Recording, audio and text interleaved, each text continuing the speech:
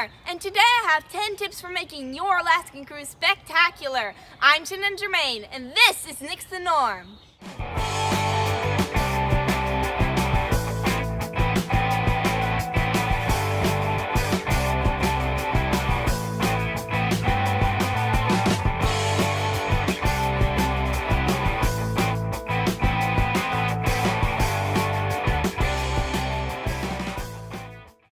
Don't forget to like this video and subscribe. Alaska is a once-in-a-lifetime adventure, but it's also a credit card buster, so you want to make sure that you squeeze every ounce of fun out of your trip. I recently went on a cruise to Alaska on the new NCL Bliss, and here's some tips that I learned. Tip number 1, choose your ship wisely. We chose the Norwegian Cruise Line's Bliss because it's a new ship and my mom loves clean things. And wow, was it clean! I didn't even need these, and you know my mom packed them. Like many of the newer, larger ships, the NCL Bliss also has lots of activities. There are water slides, go-karts, laser tag, fantastic shows, and gambling for adults. If you hate gambling entirely, you might want to check out Disney Cruise Lines because they don't offer it. Use that space for more kids programs. If you're looking for time away from your kids, be sure to check out the Cruise Line's youth programs. I tried the youth programs on both NCL and Disney cruises, and definitely preferred Disney's. But in all fairness, I was younger when I went on Disney cruise, so that might be why. My favorite activity was the running track. In fact, it makes me think that I might enjoy a smaller ship sometime because they might not have all the bells and whistles that the Bliss had, but I'll still have my jogging track. And then there's the food. Like so many cruise ships, the NCL Bliss has many restaurants. I'm a pescatarian, meaning I only eat fish for meat, but they still have tons of options for meat. This is your opportunity to try foods you'd never try back home, so have fun with it. My point is, find a ship that offers entertainment, activities, and food that appeal to you. You know how they say getting there is half the fun? Well, with cruises, getting there should be more than half the fun in my book. So choose your ship wisely. Tip number 2, book lots of shore excursions. You're here to see Alaska, not just a ship.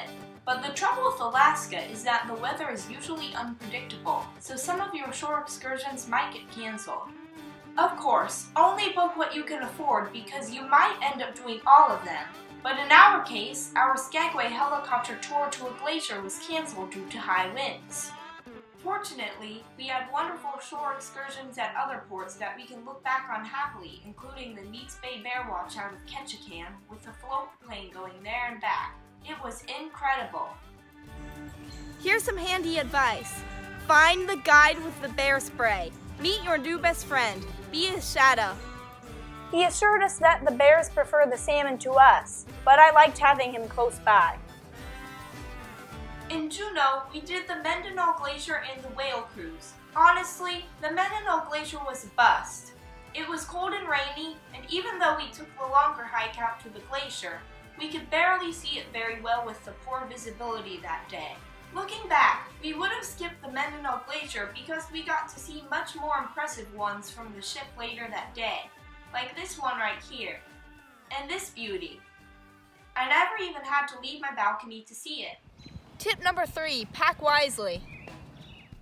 You'll need a really diverse wardrobe to deal with the changing climate. You should pack rain gear, including pants that dry quickly. In Juneau, my jeans were soaked for the whole day. And since it was cold too, that was really miserable. I'm not talking about packing a light rain jacket.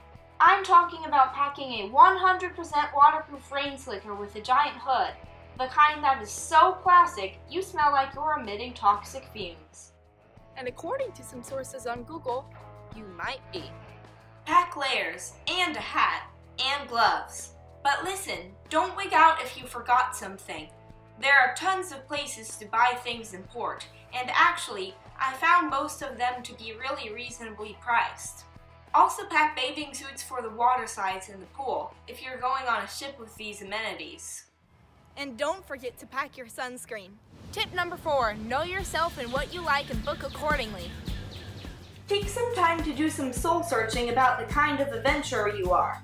For example, the Mendenhall Glacier Tour had a huge megabus with tons of people, some of whom were exceptionally rude.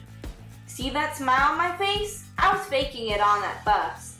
Because for all they say about kids not having manners, I'm here to tell you that some adults are really terrible. So my family discovered that we prefer smaller groups, and in the future we will book accordingly.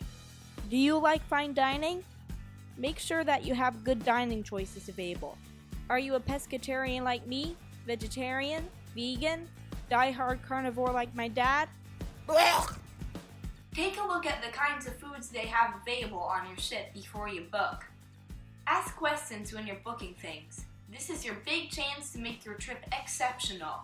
But if you go blindly into it or don't do some serious thinking about the kind of person you are, you might find yourself wasting time on the wrong things. Number 5, pack binoculars. I can't stress this enough.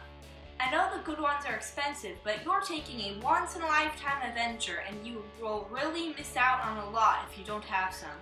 We saw humpback whales, seals, and sea lions from our ship so clearly, whereas others missed them, especially the seals.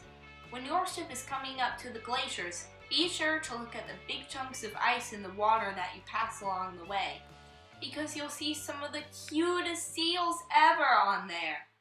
Number 6, if you're a wildlife fan, stay as close to the balcony or viewing areas as much as possible. We booked a balcony because we are wildlife freaks, and it was so worth it. Especially because people were camped out in all the seats close to the windows in the public areas, which I'm sure was annoying for some people who got inside cabins and wanted to enjoy the view. Funny story. Right before we took this video, my mom was just about to jump in the shower. I was on the balcony and all of a sudden I saw a massive pod of dolphins. I screamed for Mom and she came running, thankfully still clothed. My point here is, take brief showers.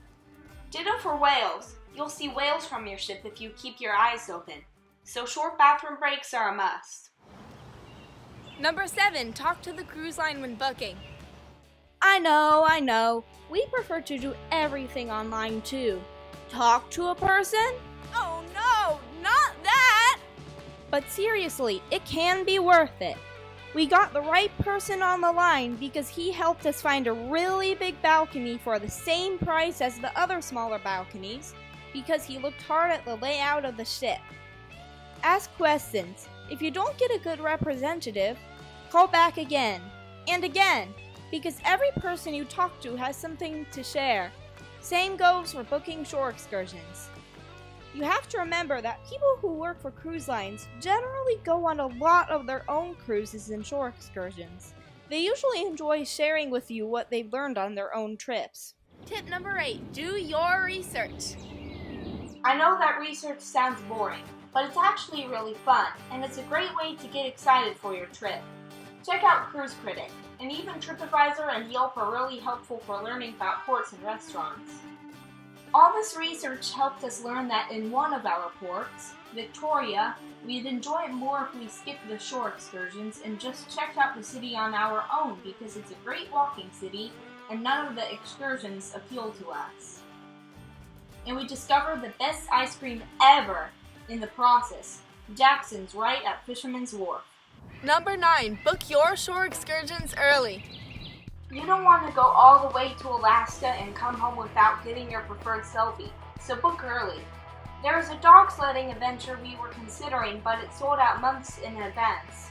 I've heard some of the glacier helicopter tours sell out early as well. Number 10, bring your best vacation self.